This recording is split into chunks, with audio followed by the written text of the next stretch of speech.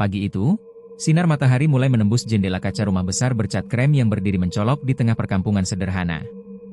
Rumah itu milik Pak Darto dan Bu Ratna, pasangan suami istri yang dikenal ramah sekaligus sukses dengan warung makan mereka. Di halaman depan, sebuah mobil mewah terparkir rapi di samping dua motor besar yang berkilau seperti baru keluar dari showroom. Pemandangan itu sudah menjadi hal biasa bagi warga sekitar, namun tetap saja menimbulkan rasa iri bercampur heran setiap kali mereka melintasi rumah tersebut.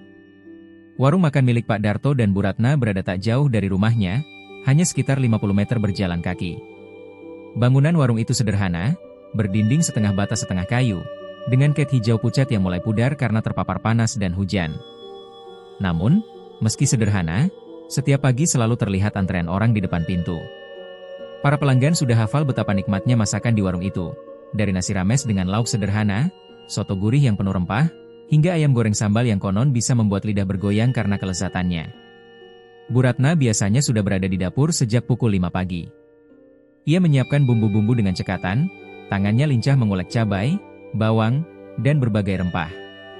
Wajahnya yang bulat dengan senyum hangat seolah tidak pernah lelah, meski aktivitasnya padat sejak dini hari. Sementara itu, Pak Darto bertugas mengatur stok bahan, menyapa pelanggan, dan memastikan semua berjalan lancar. Peran keduanya berjalan selaras, membuat warung mereka semakin dikenal luas. Mereka tidak bekerja sendirian. Ada 4 karyawan perempuan yang membantu setiap hari.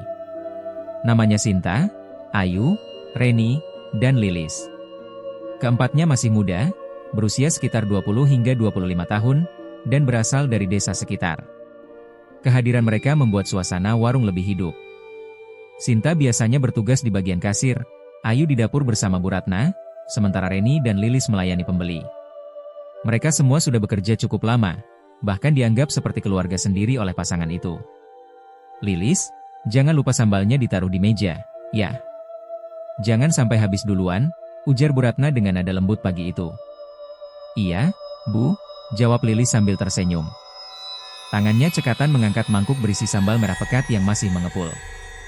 Pak Darto terlihat sibuk mengatur kursi-kursi kayu agar sejajar dan rapi. Sesekali ia bercanda dengan pelanggan lama yang datang lebih awal. Pak Suyatno, tumben datangnya kepagian. Lagi lari pagi, ya? Katanya sambil terkekeh. Ah, Pak Darto, kalau nggak cepat-cepat nanti nggak kebagian ayam gorengnya. Cepat habis, soalnya, balas Pak Suyatno dengan nada bercanda pula. Obrolan ringan semacam itu sudah menjadi rutinitas sehari-hari. Warung makan Pak Darto dan Bu Ratna bukan sekadar tempat mengisi perut, tapi juga menjadi tempat bersua, berbincang, dan melepas lelah bagi banyak orang. Bahkan ada beberapa pelanggan yang datang hampir setiap hari hanya karena rindu suasana hangatnya. Meski kehidupan mereka tampak sederhana di warung, kenyataan di rumah berbeda. Rumah besar mereka dihiasi furnitur mewah, dari sofa empuk impor hingga lemari kaca berisi koleksi tas dan perhiasan Bu Ratna. Televisi layar lebar terpajang di ruang tamu, lengkap dengan sistem audio canggih. Di kamar tidur, sprei halus bermotif elegan membalut ranjang besar yang nyaman. Semua orang yang pernah diundang masuk rumah itu selalu pulang dengan rasa kagum. Pak Darto itu memang hebat. Dari warung saja bisa punya rumah sebesar itu, komentar salah seorang tetangga suatu malam. Namun, bisikan lain tak kalah sering terdengar. Ah, jangan-jangan ada sesuatu di baliknya. Warung makan saja, masakan rumahan pula, kok bisa sekaya itu? Bisik seorang ibu-ibu yang sedang nongkrong di pos ronda. Tetapi, gosip-gosip seperti itu tidak pernah sampai mengusik ketenangan Pak Darto dan Bu Ratna. Mereka selalu menanggapinya dengan senyum, bahkan terkadang pura-pura tidak mendengar. Suatu sore, setelah warung ditutup, karyawan berkumpul di ruang belakang untuk menghitung hasil hari itu. Sinta dengan telaten mencatat semua pemasukan. Setiap hari, selain gaji bulanan, Pak Darto selalu memberikan bonus harian pada mereka. Jumlahnya tidak kecil, bahkan bisa cukup untuk membeli barang-barang pribadi atau membantu kebutuhan keluarga di rumah. Alhamdulillah, rezeki hari ini lumayan, kata Sinta sambil menyerahkan catatan ke Pak Darto. Bagus, bagus. Kalian juga jangan lupa nabung, ya. Jangan semua dipakai belanja baju saja, kata Pak Darto sambil tertawa. Tenang, Pak, saya udah punya tabungan buat nikah, celetuk Reni, membuat semua orang tertawa terbahak-bahak. Kehangatan seperti itu selalu terasa di warung maupun di rumah. Pak Darto dan Bu Ratna tidak hanya dikenal sebagai majikan yang baik, tetapi juga sebagai orang tua bagi para karyawannya. Mereka peduli, sering menanyakan kabar keluarga, bahkan kadang membantu secara finansial ketika ada karyawan yang kesulitan. Malam itu, setelah semua karyawan pulang, Pak Darto duduk santai di teras rumah dengan secangkir kopi. Ia menatap mobil mewahnya yang berkilau terkena lampu jalan. Bu Ratna datang membawa sepiring pisang goreng hangat, lalu duduk di sampingnya. "Kita ini beruntung, Mas. Siapa sangka warung kecil kita bisa bikin hidup berubah seperti ini," ujar Bu Ratna dengan senyum puas. "Ya, kita harus selalu bersyukur. Selama kita kerja keras dan tetap ramah sama orang, insya Allah rezeki selalu ada," jawab Pak Darto. Kata-kata itu terdengar tulus, seolah kehidupan mereka memang sempurna tanpa celah. Rumah besar, warung yang laris, karyawan yang bahagia, dan hubungan rumah tangga yang harmonis. Dari luar, tidak ada satupun yang terlihat janggal. Semua berjalan normal, seperti potret kebahagiaan keluarga yang diimpikan banyak orang. Namun, di balik semua itu, ada rahasia besar yang belum terungkap. Rahasia yang kelak akan menyeret mereka ke dalam cerita kelam penuh darah dan air mata. Meski dari luar kehidupan Pak Darto dan Bu Ratna tampak sempurna, gosip-gosip mulai tumbuh subur di telinga warga kampung. Tidak semua orang bisa percaya bahwa warung makan sederhana mampu menghadirkan kekayaan sebesar yang mereka miliki. Rumah besar dengan pilar menjulang, mobil mewah, motor besar, perhiasan berkilauan di tangan Bu Ratna, hingga kabar liburan mereka keluar kota hampir setiap bulan. Semua itu terlalu berlebihan untuk ukuran pedagang warung makan. Di warung, pelanggan memang selalu ramai, tetapi warga sekitar tahu persis, harga makanan yang dijual tidaklah mahal. Sepiring nasi rames paling hanya belasan ribu. Ayam goreng yang terkenal lezat itu pun dijual dengan harga standar. Tidak masuk akal jika keuntungan harian dari warung saja bisa mencukupi gaya hidup sebesar itu. Coba saja lihat, si Bu Ratna itu tiap minggu ada saja kalung atau gelang barunya. Mana mungkin cuma dari jualan soto, bisik seorang ibu tetangga kepada temannya saat duduk di pos ronda. "Betul, Bu. Kemarin saya lihat mereka jalan-jalan ke Bandung, belanja baju di mall. Katanya juga pernah ke Bali. Wong anak juragan sawah saja belum tentu bisa begitu," sahut temannya dengan nada takjub bercampur iri. Bisik-bisik semacam itu semakin lama semakin keras gaungnya. Sebagian orang bahkan berani berkomentar terang-terangan. Ada yang beranggapan mereka ikut arisan besar dengan orang-orang kaya, ada pula yang meyakini mereka mendapat warisan besar dari keluarga. Namun, ada juga gosip yang lebih gelap, bahwa Pak Darto dan Bu Ratna memakai penglaris, semacam pesugihan yang membuat masakan mereka selalu enak dan warung mereka selalu ramai. Kalau bukan penglaris, lalu apa? Mana ada orang jualan nasi rames bisa beli mobil harga 500 miliar, kata seorang pemuda di warung kopi suatu malam. Obrolan itu membuat suasana semakin ramai. Ada yang mengangguk-angguk setuju, ada yang hanya tersenyum sambil menahan komentar. Bagi sebagian orang, iri memang lebih mudah muncul daripada rasa kagum. Pak Darto dan Bu Ratna tentu tidak buta telinga. Mereka tahu bahwa tetangga sering membicarakan kemewahan hidupnya. Sesekali, saat berjalan di gang menuju rumah, mereka mendengar suara lirih, "Itu, tuh, yang katanya pakai pesugihan," disertai lirikan sinis. Namun, keduanya memilih bersikap santai. Mereka tetap menyapa, tetap tersenyum, bahkan sering berbagi makanan gratis untuk tetangga sekitar. "Biarkan saja, Mas," kata Bu Ratna suatu malam ketika mereka sedang duduk di ruang keluarga. "Omongan orang tidak ada habisnya. Kalau ditanggapi, kita sendiri yang capek. Yang penting kita tetap berbuat baik." Pak Darto mengangguk sambil menyalakan rokok. "Betul, Enduk. Rezeki itu urusan Gusti Allah. Orang mau bilang apa saja, kita jalan terus. Buktinya, warung kita tetap ramai. Memang, dari hari ke hari, warung mereka tidak pernah sepi. Justru, semakin banyak orang yang penasaran untuk mencoba masakan mereka. Aroma sedap dari dapur seakan selalu berhasil memikat siapa saja yang lewat. Seringkali pembeli sampai rela antre panjang, bahkan ada yang membawa keluarga besar hanya untuk makan di warung itu. Dari luar, semua terlihat alami, wajar, dan penuh kerja keras. Namun, tetangga yang iri tidak pernah puas dengan penjelasan seperti itu. Mereka mencari-cari alasan baru. Ketika melihat karyawan-karyawan Pak Darto yang hidup makmur dengan bonus harian, gosip semakin menjadi-jadi. "Lihat tuh, karyawannya saja bisa beli HP baru terus. Bahkan ada yang pakai emas. Padahal kerja di warung, bukan di kantor besar," ujar seorang bapak yang sedang ngobrol dengan teman-temannya di pos ronda. Makanya, saya percaya kalau itu memang ada penglarisnya. Bukan cuma bosnya yang kaya, tapi pegawainya pun ikut kecipratan. Kalau nggak ada campur tangan hal gaib, nggak mungkin bisa begitu.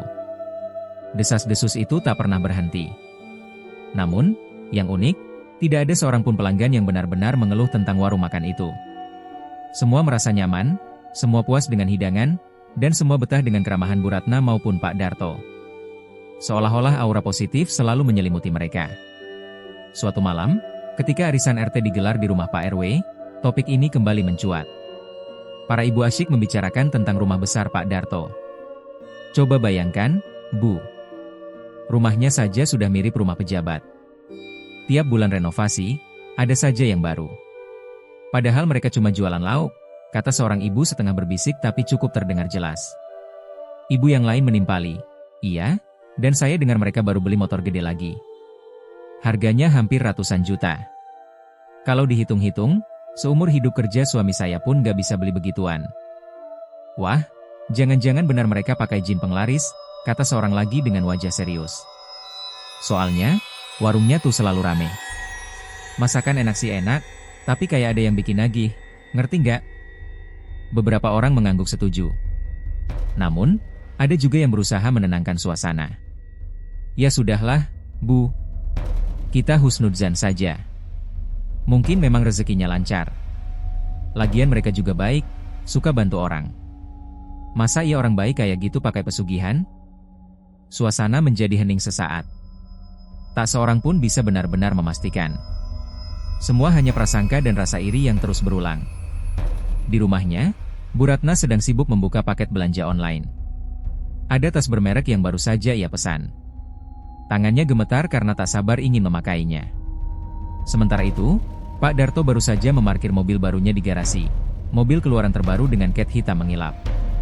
Mas, apa kita terlalu mencolok, ya? Tanya Bu Ratna sambil menatap suaminya. Pak Darto menghela napas sebentar lalu tersenyum. Kalau rezeki sudah datang, gak ada yang bisa menghalangi. Biar saja orang iri.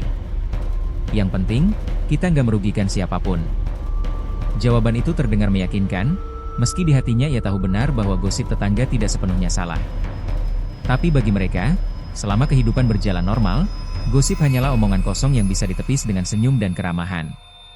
Dan begitu hari-hari berlalu, kehidupan mewah mereka terus berjalan, meninggalkan tanda tanya besar di benak banyak orang. Bagaimana mungkin warung sederhana bisa mengubah nasib mereka secepat itu? Namun di balik sorotan yang selalu tertuju pada Pak Darto dan Bu Ratna, ada 4 sosok lain yang ikut merasakan manisnya keberuntungan itu. Mereka adalah para karyawan yang setia bekerja di warung makan sejak beberapa tahun terakhir. Sinta, Ayu, Reni, dan Lilis. Keempatnya masih muda, penuh semangat, dan sudah dianggap seperti keluarga oleh majikannya. Pagi hari di warung selalu dimulai dengan riuh suara mereka. Sinta, si kasir yang telaten, sudah menyiapkan buku catatan dan kotak uang sejak pukul 6. Ayu sibuk di dapur, membantu Bu Ratna menyiapkan bumbu. Reni dan Lilis membersihkan meja, menyapu lantai, serta menata piring dan sendok agar pelanggan nanti merasa nyaman. Dari luar, mereka terlihat seperti karyawan biasa, namun kehidupan mereka sebenarnya jauh lebih sejahtera dibanding rekan-rekan sebaya di kampung. Setiap hari, selain gaji tetap, mereka selalu menerima bonus tambahan dari hasil penjualan. Jumlahnya tidak main-main, bahkan kadang melebihi gaji bulanan orang lain yang bekerja di kantor kecil. Bonus itu membuat hidup mereka berubah perlahan. Sinta, misalnya. Gadis berusia 22 tahun itu berasal dari keluarga sederhana. Ayahnya seorang buruh tani, ibunya hanya berjualan gorengan kecil-kecilan. Saat pertama kali bekerja di warung, Sinta masih sering menahan malu karena pakaiannya seadanya. Namun, sejak mendapat bonus harian yang cukup besar, ia bisa membeli pakaian bagus, bahkan sesekali menabung untuk membeli emas kecil-kecilan. Orang tuanya pun kini bisa bernafas lebih lega karena Sinta selalu mengirim sebagian penghasilan untuk membantu biaya sekolah adiknya. Ayu juga tidak kalah beruntung. Ia memang pandai memasak, sehingga sangat dipercaya oleh Bu Ratna di dapur. Dengan penghasilan yang lumayan, Ayu berhasil merenovasi rumah orang tuanya. Atap rumah yang dulu bocor kini sudah diganti baru, lantai tanah sudah disemen, dan ruang tamu sudah punya perabot sederhana. Setiap kali pulang kerja, Ayu merasa puas karena bisa membahagiakan keluarga. Reni, yang terkenal ceria, menggunakan sebagian uangnya untuk membeli motor bekas yang lumayan bagus. Motor itu sering ia gunakan untuk mengantar ibunya ke pasar atau sekadar jalan-jalan dengan teman. Sedangkan Lilis, yang paling muda dan pendiam, sudah mulai menabung untuk menikah. Ia bercita-cita suatu hari bisa membuka usaha kecil bersama calon suaminya. Mereka berempat sering berbincang di sela-sela kesibukan, membicarakan masa depan yang lebih cerah. Enak ya kerja di sini, bonusnya nggak pernah telat. Kalau aku sih, mau kerja sampai lama juga nggak masalah, kata Reni sambil tertawa saat membersihkan meja. Iya, aku juga bersyukur banget. Bisa bantu orang tua di rumah. Kalau bukan karena warung ini, aku nggak tahu harus kerja apa, timpal Sinta sambil menghitung kembalian uang di kasir. Alhamdulillah, rezeki memang sudah diatur. Kita harus jaga kepercayaan Bu Ratna sama Pak Darto, ujar Ayu dengan nada lebih dewasa. Lilis hanya mengangguk pelan, tersenyum tipis.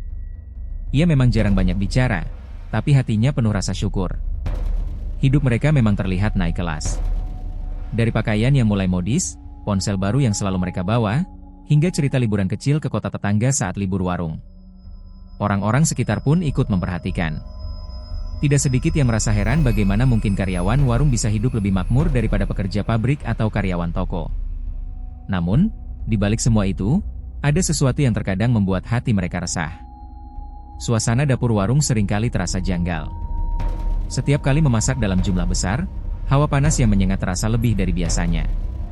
Seolah-olah ada tungku lain yang menyala diam-diam, menambah suhu ruangan hingga membuat peluh bercucuran. Bukan hanya itu, kadangkala, terutama menjelang sore, tercium bau anyir samar dari arah dapur. Bau itu datang dan pergi tanpa alasan. Ayu yang paling sering berada di dapur beberapa kali merasakan bulu kuduknya meremang. Pernah suatu kali ia merasa ada bayangan hitam melintas di sudut mata, tapi ketika menoleh, tidak ada apa-apa selain dinding yang lembab. Ayu, kok mukamu pucat? Capek, ya? Tanya Bu Ratna suatu sore ketika melihat Ayu keluar dapur dengan wajah gelisah. Ah, enggak, Bu. Cuma agak pusing, jawab Ayu buru-buru sambil tersenyum. Ia tak ingin menimbulkan kecurigaan. Keanehan itu juga pernah dirasakan Lilis. Saat sedang mencuci piring, ia tiba-tiba mencium bau darah yang tajam menusuk hidung. Ia celingukan, mencari sumbernya, namun tidak ada apa-apa selain tumpukan piring kotor. Karena takut, ia memilih diam dan menganggap itu hanya hayalan. Meski begitu, tidak ada satupun dari mereka yang berani membicarakan hal-hal aneh tersebut secara serius. Mereka lebih memilih meyakinkan diri bahwa itu hanyalah bagian dari pekerjaan di dapur. Panas karena banyak kompor menyala, bau anyir karena daging yang belum sempat dibersihkan, dan bayangan gelap hanyalah ilusi mata lelah. Lagi pula, setiap kali mereka merasa cemas, bonus harian yang selalu diterima seakan menjadi penawar. Rasa takut perlahan terkalahkan oleh rasa syukur. Hidup mereka yang dulunya penuh kekurangan kini jauh lebih baik, dan semua itu berkat bekerja di warung Pak Darto dan Bu Ratna. Suatu malam, setelah warung tutup, keempat karyawan itu duduk santai di bangku panjang depan warung. Angin malam berhembus, membawa sedikit kesejukan setelah seharian berkeringat. Mereka tertawa sambil bercerita tentang rencana masa depan. Aku pengen suatu hari punya salon sendiri, kata Reni sambil membetulkan rambutnya yang dikuncir. Aku pengen buka usaha makanan juga. Mungkin kayak warung gini, tapi lebih kecil-kecilan, timpal Ayu dengan penuh semangat. Kalau aku sih, sederhana saja. Yang penting bisa nikah sama calonku, lalu hidup tenang, ucap Lilis lirih, membuat mereka semua tertawa menggoda. Sinta tersenyum. Kalau aku, pengen sekolah lagi. Siapa tahu bisa kuliah sambil kerja. Tapi ya, kita lihat nanti saja. Percakapan itu berlangsung hangat. Tidak ada seorang pun yang menyangka bahwa kebahagiaan mereka kelak akan terusik oleh rahasia gelap yang tersembunyi di balik kesuksesan warung tersebut. Untuk saat ini, mereka hanya merasa beruntung, seakan kehidupan memberi kesempatan kedua untuk bermimpi lebih tinggi. Malam semakin larut, satu persatu mereka pamit pulang. Jalanan kampung yang sepi hanya ditemani suara jangkrik. Tidak ada yang menyadari, dari balik jendela dapur yang remang, sepasang mata merah samar menatap kepergian mereka. Mata yang haus, menunggu saatnya untuk menagih sesuatu yang lebih dari sekadar keringat dan tenaga. Namun, meskipun para karyawan merasa kehidupannya kian sejahtera, perubahan mulai terasa di warung makan itu setelah 4 tahun berjalan. Dulu, setiap pagi pintu warung dibuka, kursi-kursi langsung dipenuhi pelanggan. Orang-orang dari kampung sebelah bahkan rela menunggu lama demi mencicipi masakan Bu Ratna yang terkenal gurih dan nikmat. Tetapi kini, suasana itu tak lagi sama.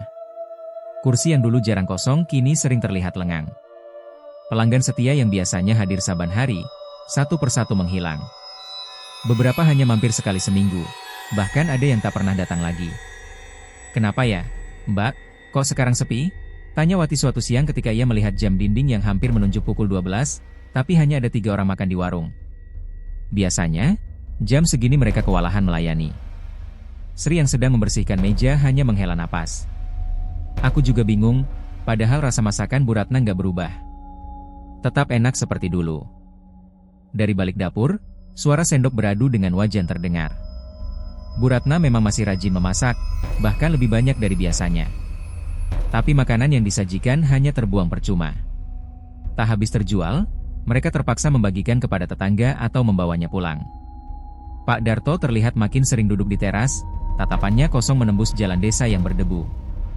Orang-orang yang lewat kadang menyapanya, tapi ia hanya membalas dengan senyum tipis. Ada kegelisahan yang tak bisa ia sembunyikan. "Mas, kenapa makin kesini makin sepi? Apa jangan-jangan ada warung baru yang lebih ramai?" tanya Bu Ratna pada suatu malam ketika mereka sudah berada di kamar. Pak Darto tidak langsung menjawab. Ia hanya menyalakan rokok, menghisap dalam-dalam, lalu menghembuskan asap ke langit-langit kamar. "Bukan itu masalahnya," jawabnya lirih. "Terus apa?" "Aku jadi takut, Mas," desak Bu Ratna. Suara mereka pelan, seolah khawatir terdengar oleh karyawan yang tidur di kamar belakang. Namun, justru karena pelan itulah suara mereka terkadang terdengar samar-samar melalui celah dinding tipis. Wati pernah mendengar percakapan itu ketika ia hendak ke kamar mandi tengah malam. Ia tidak berani menguping lama, tapi cukup untuk membuat hatinya berdebar. "Kalau ini terus dibiarkan, kita bisa bangkrut, RAT. Sudah waktunya kita memenuhi syarat itu." Suara Pak Darto terdengar berat, penuh beban. "Jangan ngomong sembarangan, Mas. Aku nggak sanggup kalau harus." Suara Bu Ratna terputus, terdengar sesenggukan tertahan. Wati segera berlalu dengan langkah gemetar, berusaha melupakan apa yang ia dengar.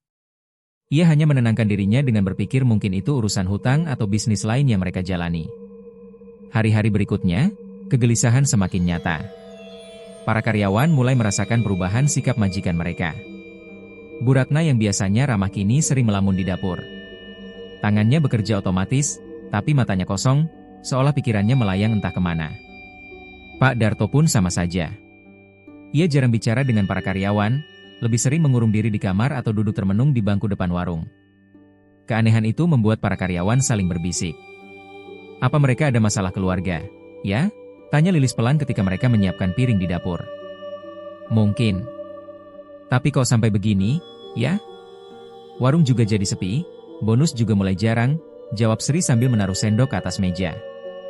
Meski begitu, para karyawan berusaha bertahan. Mereka masih percaya kalau keadaan ini hanya sementara.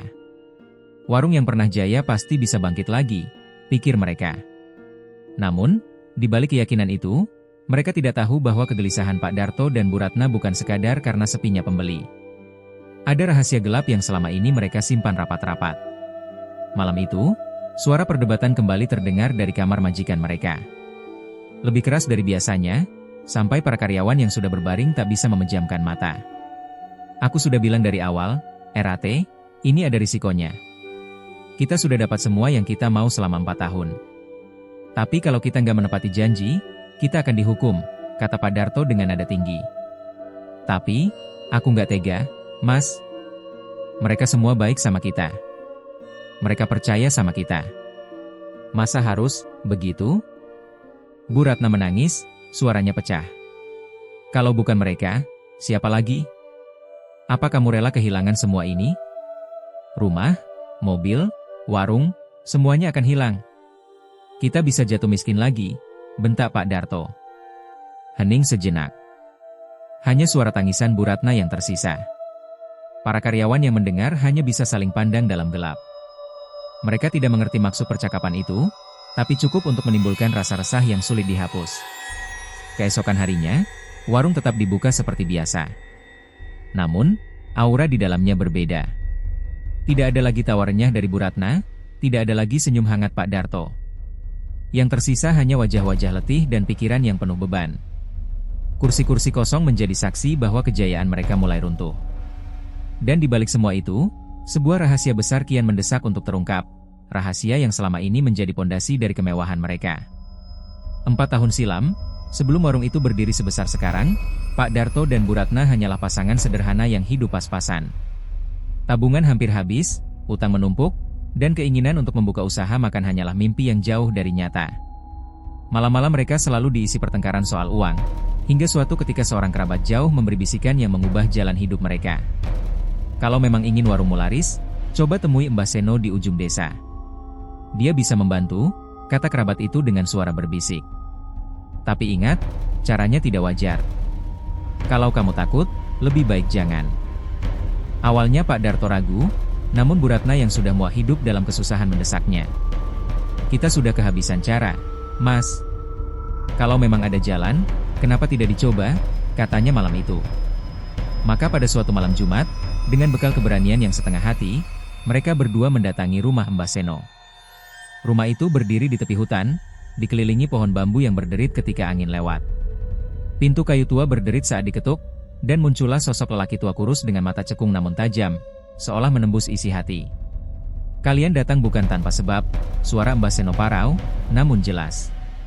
Kalian ingin kaya, ingin usaha lancar, bukan begitu? Pak Darto dan Bu Ratna saling pandang, lalu mengangguk. Mbah Seno tersenyum miring, lalu mengisyaratkan mereka masuk. Bau kemenyan langsung menusuk hidung, asap tipis memenuhi ruangan yang hanya diterangi lampu minyak redup. Di dinding tergantung kain hitam dengan tulisan aneh, sementara di sudut ruangan tergeletak sesajen berupa kepala ayam, kembang 7 rupa, dan kendi berisi cairan merah pekat. Kalau kalian siap, aku akan pertemukan dengan penunggu yang akan membantu kalian, kata Mbah Seno sambil menyalakan dupa. Ritual pun dimulai. Mantra-mantra meluncur dari bibir tua itu, semakin lama semakin cepat. Angin mendadak berhembus dingin, meski pintu tertutup rapat. Bu Ratna menggenggam tangan suaminya erat-erat, jantungnya berdegup kencang. Tiba-tiba, lampu minyak berkedip, lalu redup. Dari sudut ruangan terdengar suara decitan aneh, seperti kuku yang menggaruk lantai. Lalu, muncullah sosok itu. Wanita hitam, tubuhnya kurus kering, kulitnya legam seperti arang terbakar. Matanya merah menyala, bertaring panjang, dan lidahnya menjulur menjilat-jilat udara, seolah mencari aroma mangsa. Tubuhnya setengah membungkuk, rambut panjang kusut menutupi sebagian wajahnya. Ia menatap tajam ke arah pasangan itu. Ini, penunggu dapur kalian, bisik Mbah Seno. Kalau kalian mau, ia akan menjilat setiap masakan yang kalian buat, membuatnya terasa lebih nikmat dari apapun yang pernah ada. Orang-orang akan ketagihan. Warung kalian tidak akan pernah sepi. Pak Darto dan Bu Ratna membeku. Rasa takut bercampur dengan harapan. Tapi, suara makhluk itu mendesis, lidahnya berkelebat, menyentuh kendi merah di sudut ruangan. Ada syarat, setiap 4 tahun, 1 nyawa, tumbal manusia. Bu Ratna terisak, namun Pak Darto cepat menguasai diri. Kalau kami belum siap, tanyanya ragu. Bisa ditunda, jawab Mbah Seno. Asal kalian rajin memberi sesajen kecil, kembang, dupa, darah hewan. Tapi itu hanya penunda. Suatu saat syarat utamanya tetap harus dipenuhi. Malam itu, mereka pulang dengan hati penuh gejolak.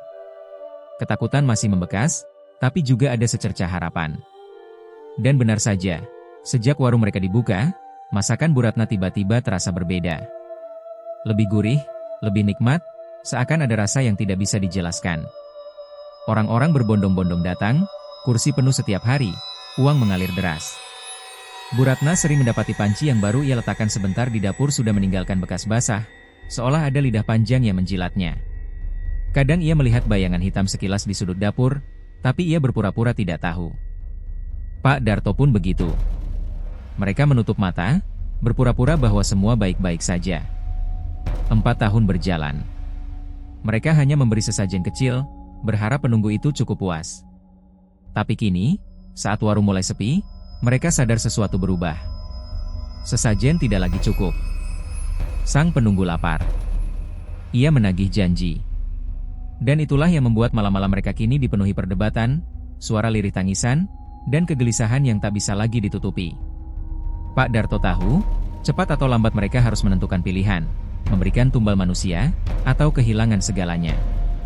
Pak Darto tahu, cepat atau lambat mereka harus menentukan pilihan, memberikan tumbal manusia, atau kehilangan segalanya. Dan pada suatu malam yang muram, pilihan itu seolah datang menagih sendiri. Warung sudah tutup lebih awal malam itu. Lampu-lampu padam, hanya dapur yang masih menyisakan cahaya redup dari lampu minyak kecil. Panci-panci berderet di rak, wajan besar baru saja dibersihkan, dan sisa aroma bawang goreng masih menggantung di udara. Bu Ratna sedang merapikan bumbu, sementara Pak Darto menghitung hasil penjualan yang kian menipis. Sunyi terasa menekan, hanya sesekali suara jangkrik dari luar yang terdengar. Tiba-tiba, udara berubah dingin. Lampu minyak berkedip-kedip, lalu redup hingga nyaris padam. Bu Ratna berhenti merapikan bumbu, menoleh ke arah pintu dapur yang perlahan berderit, meski tak ada angin. Pak Darto mendongak dari buku catatannya, wajahnya pucat. Sesuatu muncul dari sudut dapur. Wanita hitam itu kini tampak jelas. Tubuhnya lebih menyeramkan dibanding pertama kali mereka melihatnya 4 tahun lalu. Rambut kusut menutupi sebagian wajah, mata merah menyala menusuk, dan dari mulutnya terlihat taring panjang meneteskan darah segar. Lidahnya menjulur panjang, menyapu lantai, lalu bergerak lambat hingga menyentuh panci kosong yang tergeletak di meja. Suara SRRKKHHH terdengar saat lidah itu melilit tepian panci, seperti seekor ular yang menjilat mangsa. Bu Ratna menjerit kecil dan jatuh terduduk, tangannya gemetar. Pak Darto mencoba berdiri tegak, meski lututnya lemas. Apa yang kau mau?" Suaranya parau, nyaris tercekat. Makhluk itu mendesis, lalu suaranya bergema di ruangan sempit itu, dalam, berat, seperti berasal dari perut bumi. 4 tahun, kau berbohong." Suara itu membuat genteng seolah bergetar, dinding seperti ikut bernafas. Pak Darto dan Bu Ratna saling pandang dengan wajah pucat pasi. 4 tahun aku hanya diberi remah-remah, bunga, darah ayam, dupa basi. Tapi janji kalian bukan itu. Makhluk itu mendekat, tubuhnya membungkuk rendah, lidah menjulur hingga hampir menyentuh kaki Pak Darto. Janji kalian adalah tumbal manusia. Pak Darto mundur beberapa langkah, hampir tersandung kursi. Beri kami waktu," katanya terbata. Makhluk itu mengeluarkan suara tawa serak, memantul ke setiap sudut dapur. "Waktu kalian habis. Aku lapar. Aku haus. Dan kalian tahu, janji tidak bisa diingkari." Taringnya berdecit ketika bergesekan, meneteskan darah yang jatuh ke lantai. Setiap tetes menimbulkan bau busuk anyir, membuat Bu Ratna menutup hidung sambil menahan muntah. "Kali berikutnya aku datang." Suara makhluk itu semakin rendah, namun menusuk, "Aku tidak hanya menagih, aku mengambil. Pilih, atau aku yang memilih untukmu." Setelah mengucapkan ancaman itu, tubuhnya perlahan memudar ke dalam kegelapan. Suara decitan kuku di lantai menjadi gema terakhir sebelum sunyi kembali menyelimuti dapur.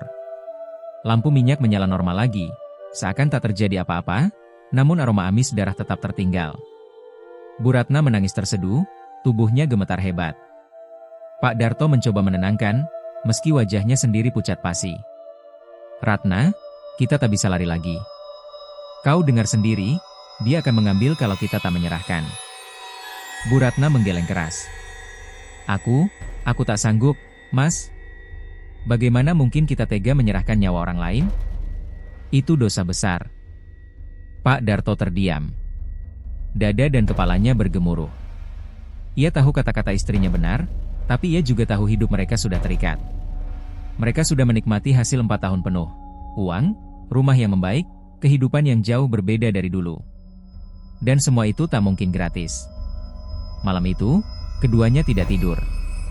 Mereka hanya duduk di ruang tengah, lampu menyala terang, seakan cahaya bisa melindungi mereka dari kegelapan yang baru saja menyapa. Keesokan harinya, suasana warung muram. Pelanggan yang datang bisa dihitung dengan jari. Karyawan bekerja dengan wajah cemas, tanpa tahu beban besar yang disembunyikan majikan mereka. Sambil pura-pura sibuk meracik bumbu, Bu Ratna berbisik pada suaminya. "Mas, siapa yang pantas jadi tumbal?" Pertanyaan itu membuat Pak Darto tercekat. Ia menatap wajah istrinya lama, lalu menunduk. Hatinya bergolak. Di satu sisi, Ia ingin mengakhiri semua ini, menyerah, biarlah warung hancur. Tapi di sisi lain, rasa serakah yang sudah menempel selama 4 tahun membuatnya tak rela kehilangan segalanya. Aku tak tahu, Ratna, jawabnya lirih. Tapi kalau kita tidak memilih, makhluk itu akan memilih sendiri. Dan siapa tahu, justru kita yang jadi korbannya. Kata-kata itu menusuk Bu Ratna. Ia menutup mulutnya, menahan tangis. Dalam hatinya, benih ketakutan yang lebih dalam mulai tumbuh, bahwa mungkin, untuk menyelamatkan diri mereka, mereka harus benar-benar menyerahkan nyawa orang lain. Dan hari-hari berikutnya, pembicaraan soal siapa yang akan dijadikan tumbal menjadi rahasia gelap di antara mereka berdua. Pembicaraan yang dilakukan dengan suara sangat lirih, hanya saat malam datang, hanya saat kegelapan menutup seluruh rumah. Pembicaraan soal siapa yang akan dijadikan tumbal menjadi rahasia gelap di antara mereka berdua, pembicaraan yang dilakukan dengan suara sangat lirih, hanya saat malam datang, hanya saat kegelapan menutup seluruh rumah. Dan dari sekian nama yang sempat terlintas, akhirnya diskusi panjang itu berakhir pada satu nama. Wati, bisik Pak Darto lirih, seakan takut dinding ikut mendengar. Bu Ratna menelan ludah. Nama itu sudah terbayang di benaknya sejak beberapa hari lalu, tapi ia terlalu takut untuk mengucapkannya lebih dulu. Wati adalah salah satu karyawan yang paling lama bekerja di warung mereka. Gadis itu masih muda, baru berusia 20-an, yatim piatu, dan datang dari desa terpencil. Sejak awal, ia sangat patuh, tidak pernah membantah perintah, bahkan sering bekerja lembur tanpa mengeluh. Kenapa harus dia, Mas? Suara Bu Ratna bergetar. Pak Darto menatap kosong ke arah dinding. Karena dia, paling mudah. Wati tidak punya siapa-siapa. Tidak ada orang yang akan mencari kalau terjadi sesuatu padanya. Lagi pula, dia percaya penuh pada kita. Kalau kita memberinya air putih, dia akan langsung meminumnya tanpa curiga. Ucapan itu membuat dada Bu Ratna sesak. Ada dorongan dalam dirinya untuk membantah, untuk mengatakan bahwa mereka sudah terlalu kejam, tapi bayangan makhluk hitam dengan taring meneteskan darah kembali terlintas. Ancaman itu masih menggema jelas di telinganya. Pilih, atau aku yang memilih untukmu. Air mata menitik di pelupuk Bu Ratna. Ia menutup wajah dengan kedua tangan, suaranya bergetar. Ya Allah, apa yang kita lakukan ini, Mas? Kita benar-benar akan menyerahkan nyawa manusia hanya demi warung ini?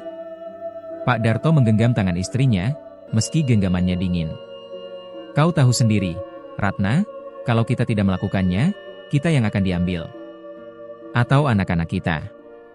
Mau itu terjadi? Kata-kata itu membuat Bu Ratna terdiam. Ketakutan yang lebih besar menutup akalnya. Ia tak sanggup membayangkan jika anak-anak mereka yang jadi korban. Perlahan, ia mengangguk lemah, meski hatinya menjerit. Malam itu, setelah semua orang tidur, Pak Darto masuk ke kamar belakang. Dari dalam lemari kayu tua, ia mengeluarkan sebuah botol kecil berisi cairan hitam pekat. Cairan itu pemberian dukun yang dulu memperantarai perjanjian mereka.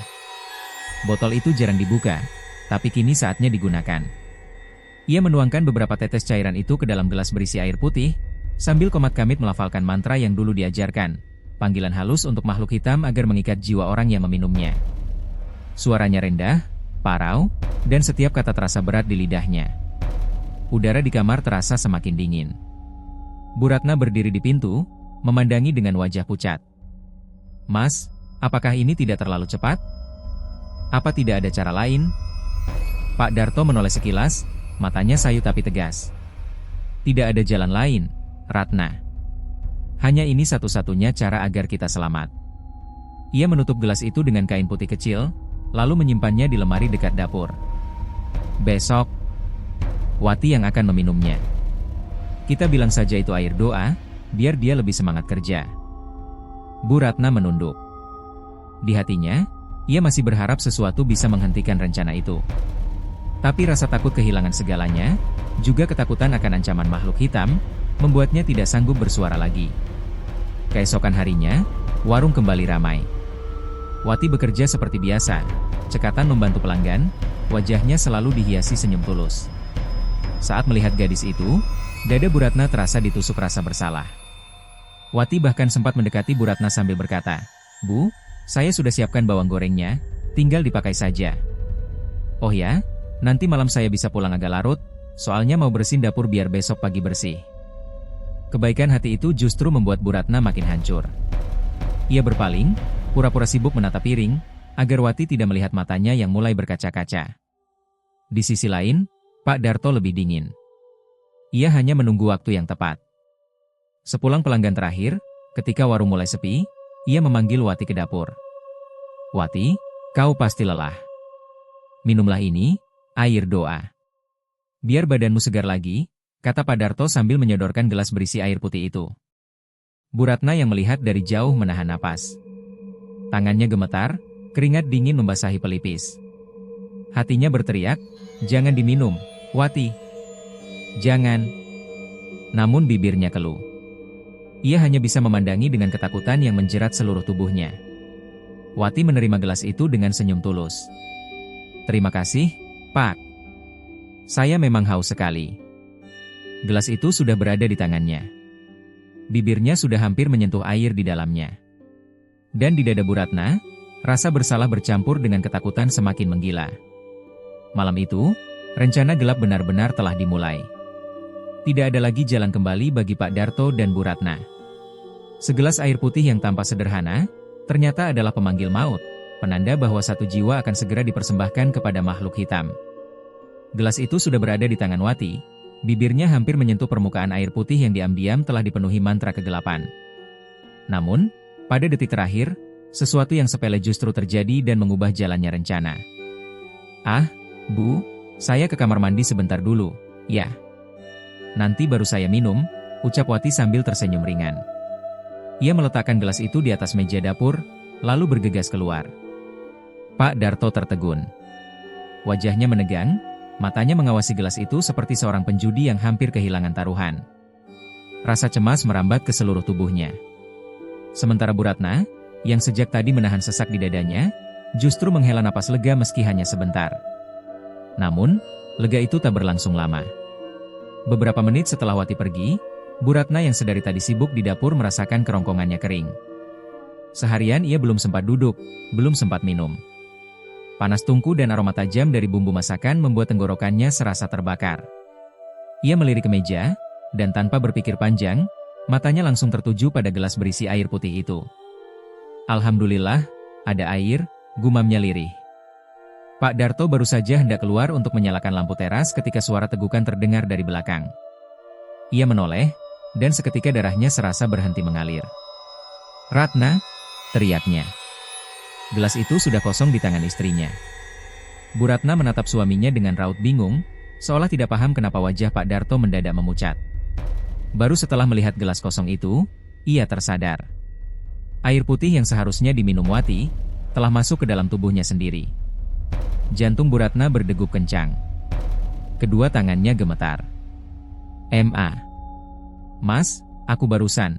Suaranya tercekat, matanya melebar menahan rasa panik. Pak Darto berlari menghampiri, merebut gelas dari tangan istrinya. Tapi sudah terlambat. Cairan itu sudah mengalir ke dalam perut Bu Ratna. Mantra yang telah dibisikkan semalaman, panggilan gaib yang menjerat jiwa, kini mengikat tubuh istrinya sendiri. Kau gila, Ratna. Kenapa diminum?" Suara Pak Darto pecah, antara marah, panik, dan takut. Aku haus, Mas." "Aku tidak sadar." Bu Ratna terduduk lemas di kursi, tangannya menutupi wajah. Air mata jatuh membasahi pipi, bercampur rasa sesal yang terlambat. Malam itu, suasana rumah terasa berbeda. Seakan-akan ada sesuatu yang ikut masuk bersama air putih itu. Udara jadi lebih berat, lampu-lampu meredup meski listrik tidak padam, dan di sudut ruangan, bayangan terasa lebih pekat. Bu Ratna tidak bisa tidur. Tubuhnya panas dingin, kulitnya gatal seolah ada sesuatu yang merayap dari dalam. Ia berkali-kali muntah, tapi yang keluar hanya lendir hitam pekat. Pak Darto hanya bisa mondar-mandir, tak sanggup memikirkan apa yang harus ia lakukan. Sekitar tengah malam, suara itu kembali terdengar. Suara bergema dari dapur, suara wanita dengan tawa melengking disertai geraman rendah. 4 tahun kau berbohong, dan sekarang, tumbal itu sudah kuterima." Pak Darto merinding. Tubuhnya kaku. Dari balik pintu dapur, tampak bayangan hitam bergerak, menjelma menjadi sosok yang pernah mereka lihat. Wanita berkulit legam, lidah panjang, taring meneteskan darah segar. Kali ini wujudnya lebih jelas, lebih nyata, dan lebih dekat. Matanya menyala merah menyambar, menatap tepat ke arah Bu Ratna yang tergeletak lemah di lantai ruang tengah. Tidak, jangan dia, jangan Ratna, bukan dia yang kami maksud. Pak Darto memohon dengan suara pecah, lututnya bergetar. Makhluk itu menyeringai, suaranya menggema bagai ribuan bisikan. Jiwa yang meneguk adalah jiwa yang menyerah. Aku hanya menagih sesuai janji. Bu Ratna menangis, tubuhnya menggeliat kesakitan. Nafasnya berat, suaranya terputus-putus. Mas, tolong aku, Mas, jangan biarkan aku dibawa. Pak Darto meraih tubuh istrinya, mendekap erat, mencoba melawan rasa takutnya sendiri. Aku akan cari cara, Ratna, aku janji akan cari cara. Tapi suara tawa makhluk hitam itu semakin keras, menggema di seluruh rumah. Lampu berkelip-kelip, angin dingin masuk dari celah jendela, membuat tirai berayun liar. Dalam hati Pak Darto, satu hal jadi jelas, ia sudah kehilangan kendali. Rencana gelap yang ia susun untuk mengorbankan orang lain kini berbalik menghantam keluarganya sendiri. Dan segelas air putih yang terlihat sederhana, kini menjadi penanda awal dari malam-malam neraka yang menanti mereka. Tubuh Bu Ratna tiba-tiba bergetar hebat. Getaran itu begitu keras hingga membuat kursi di ruang tengah terguling. Pak Darto yang masih mendekap istrinya tersentak, mencoba menahan tubuh Ratna agar tidak menghantam lantai. Namun kekuatan yang meronta dari dalam membuat genggamannya terlepas. Ratna! Astagfirullah! Ratna! Teriak Pak Darto panik. Tubuh Bu Ratna jatuh menghantam ubin. Ia menggeliat, wajahnya memucat, dan dari mulutnya keluar suara erangan yang bukan sepenuhnya miliknya. Suara itu terdengar parau, berat, dan bercampur dengan tawa aneh yang menusuk telinga. Lalu, seolah ada pisau tak kasat mata yang mengiris dari dalam, leher Bu Ratna tiba-tiba robek. Darah menyembur deras, memercik ke lantai, mengenai baju, bahkan wajah Pak Darto. Pemandangan itu begitu cepat, begitu brutal, membuat Pak Darto terdiam kaku. Ya Allah, bisiknya dengan suara serak, kedua tangannya bergetar hebat. Jeritan Bu Ratna menggema, menembus dinding rumah besar itu. Suaranya menyerupai gabungan antara teriakan manusia dan raungan binatang, memekakan telinga siapapun yang mendengarnya. Tak lama kemudian, langkah-langkah terburu-buru terdengar. Beberapa karyawan yang sedang beristirahat di kamar belakang berlarian menuju sumber suara. Pintu dapur terhempas terbuka. Astaga, Bu Ratna, salah satu karyawan menjerit histeris. Mereka menemukan majikan perempuan mereka tergeletak di lantai, tubuhnya berlumuran darah, sementara Pak Darto bersimpuh di sampingnya dengan wajah penuh noda merah. Pemandangan itu seperti adegan mimpi buruk. Apa yang terjadi, Pak? Kenapa Bu Ratna? Keluar! Jangan lihat, bentak Pak Darto dengan mata merah dan suara parau. Namun, tidak ada seorang pun yang bergeming. Karyawan-karyawan itu terpaku, tak sanggup mengalihkan pandangan dari tubuh wanita yang selama ini mereka hormati, kini menggeliat di genangan darahnya sendiri. Beberapa karyawan berteriak, ada yang muntah, ada pula yang langsung pingsan di tempat. Kepanikan menyebar. Bu Ratna kembali berteriak, tubuhnya bergetar lebih kuat. Dari robekan di lehernya, darah terus mengalir tanpa henti. Namun, anehnya, ia belum mati. Matanya melotot, bola matanya berputar liar hingga hanya tampak bagian putihnya. Mulutnya terbuka lebar, mengeluarkan suara serak yang membuat bulu kuduk berdiri. Mas, tolong aku. Suaranya terdengar samar di sela jeritan dan batuk darah. Pak Darto menangis histeris, memegangi tubuh istrinya yang semakin dingin namun tetap menggeliat. Ya Allah, kenapa begini? Bukankah tumbal itu bukan untukmu, Ratna? Kenapa kau yang harus? Suasana semakin mencekam. Angin berhembus kencang dari arah jendela dapur yang tiba-tiba terbuka sendiri. Tirai berayun liar, menimbulkan suara berderak. Lampu gantung di langit-langit berkedip-kedip, seolah menandakan sesuatu yang tak kasat mata ikut hadir. Beberapa karyawan mencoba mendekat, tapi setiap kali mereka melangkah, hawa dingin menekan tubuh mereka, membuat napas terasa berat. Salah seorang karyawan, lelaki parubaya bernama Sardi, memberanikan diri berkata dengan suara bergetar. Pak, ini bukan sakit biasa. Ini ada yang gaib, Pak. Pak Darto menoleh dengan mata merah, wajahnya penuh air mata. Diam kau. Jangan banyak bicara. Namun, hatinya sendiri tahu bahwa perkataan Sardi benar. Ia menyadari betul, ini semua akibat air putih itu. Pesugihan yang selama ini mereka pelihara akhirnya menuntut tumbal, dan justru istrinya yang meneguknya. Tiba-tiba, tubuh Bu Ratna melayang beberapa sentimeter dari lantai. Semua karyawan menjerit serempak, ada yang langsung kabur keluar rumah. Darah terus menetes dari lehernya, menodai lantai ubin putih dengan warna merah pekat. Dalam keadaan melayang itu, mulut Bu Ratna terbuka lebar, lebih lebar dari ukuran normal manusia. Dari dalam rongganya, suara tawa melengking keluar, bersahut-sahutan dengan erangan kesakitan. Lalu, suara lain ikut menyusul, suara makhluk yang pernah muncul sebelumnya. Janji sudah ditepati, tumbal sudah kuterima. Suara itu bergema, bukan dari mulut Bu Ratna, melainkan dari seluruh ruangan. Dinding bergetar, piring dan gelas dirak berjatuhan pecah berantakan. Pak Darto menjerit, "Tidak! Jangan dia! Kau tahu ini bukan yang kami maksud.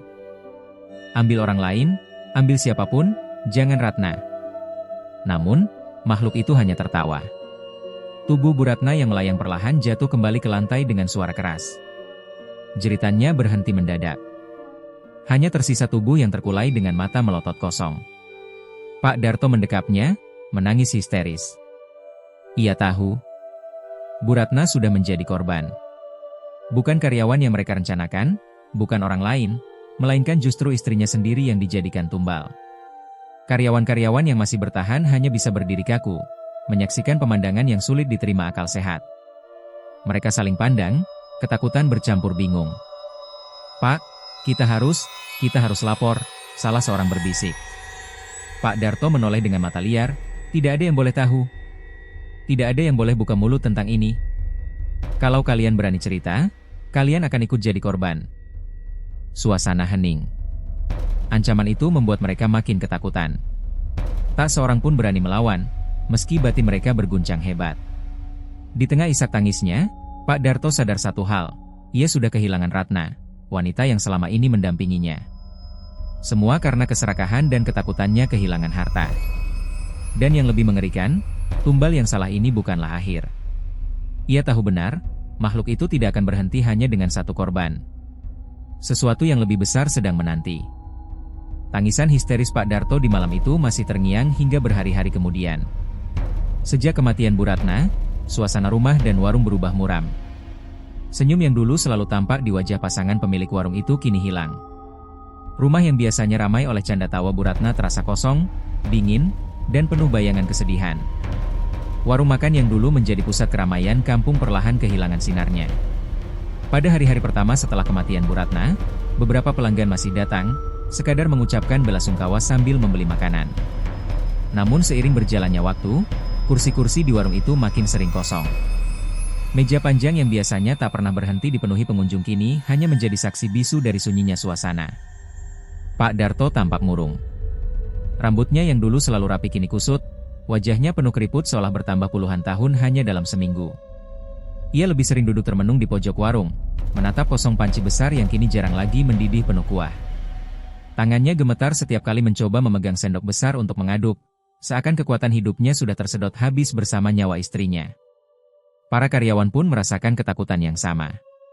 Mereka bekerja dengan hati was-was, seakan setiap sudut dapur menyimpan misteri yang tak bisa dijelaskan. Gosip di luar semakin liar, ada yang bilang kematian Bu Ratna karena santet, ada yang berbisik bahwa ia menjadi tumbal pesugihan yang gagal. Apapun gosipnya, satu hal pasti, bayangan kelam menyelimuti warung itu. Hari-hari berlalu dengan suasana semakin berat. Bau anyir samar mulai sering muncul di dapur, bahkan ketika tak ada daging yang dimasak. Kadang baunya seperti darah segar, menusuk hidung hingga membuat perut mual. Karyawan mencoba mengabaikan, tapi semakin lama semakin sulit. Ada pula yang mengaku mendengar suara cekikikan lirih di malam hari saat mereka membereskan meja. Suara itu terdengar dari arah panci besar di dapur, seperti tawa perempuan yang parau dan menyeramkan. Pelanggan yang masih sempat singgah pun cepat merasa tak nyaman. Pernah suatu siang, seorang bapak parubaya yang biasa makan sop iga di sana tiba-tiba muntah setelah menyeruput kuah. Ia mengaku merasakan rasa besi yang pekat, seperti darah, bercampur dengan bumbu. Sejak itu, ia tak pernah kembali lagi. Kabar pun cepat menyebar, masakan di warung Pak Darto sudah tak lagi sedap, malah menimbulkan rasa mual. Pak Darto mencoba bertahan. Ia menambah porsi bumbu, mengganti bahan-bahan, bahkan berusaha tersenyum kepada pelanggan yang datang. Namun, apapun yang dilakukannya tak mampu mengembalikan kejayaan warung itu. Dapur yang dulu menjadi sumber rezeki kini seolah menjelma neraka kecil, menyebarkan hawa panas yang menyesakkan dada. Malam-malam menjadi waktu yang paling menakutkan. Sejak Bu Ratna meninggal, makhluk hitam itu tak pernah lagi menampakkan diri. Tak ada taring meneteskan darah, tak ada lidah menjulur ke panci, seolah ia sudah puas dengan tumbalnya. Tapi justru karena itu, rumah dan warung terasa lebih angker. Seakan-akan sosok itu masih ada, bersembunyi di balik bayangan, mengawasi tanpa wujud. Karyawan satu persatu mulai mengundurkan diri. "Maaf, Pak, saya takut kerja di sini," kata salah satu dari mereka dengan suara lirih. Yang lain hanya meninggalkan surat singkat di meja kasir, lalu tak pernah muncul lagi. Hingga akhirnya, tinggal satu karyawan yang masih bertahan, itu pun karena ia tak punya pilihan lain. Pak Darto semakin terpuruk. Ia mencoba membuka warung seperti biasa, tapi kursi-kursi tetap kosong. Sesekali ada orang yang datang hanya untuk melihat, lalu pergi tanpa membeli apa-apa. Pandangan mereka penuh curiga, seakan-akan mereka melihat sesuatu yang janggal. Dan memang, di mata orang luar, warung itu sudah tak lagi sama, bukan lagi tempat makan, melainkan rumah bisikan misteri. Beberapa malam, Pak Darto kedapatan duduk sendirian di dapur sambil berbicara lirih. Dari luar, terdengar seperti ia sedang bernegosiasi dengan sesuatu yang tak kasat mata. "Kau sudah mengambil Ratna, apalagi yang kau mau?" Begitu suaranya terdengar, parau penuh emosi. Namun tak ada jawaban, hanya hembusan angin dingin yang menyusup ke dalam ruang dapur yang sepi. Sampai pada suatu malam, ia bermimpi melihat Bu Ratna. Dalam mimpi itu, istrinya berdiri di dapur dengan wajah pucat penuh darah, tersenyum dengan tatapan kosong. "Aku sudah jadi miliknya, Darto," suara Bu Ratna bergema. "Sekarang kau harus bersiap, giliranmu akan datang." Pak Darto terbangun dengan tubuh basah kuyup oleh keringat, napas terengah-engah.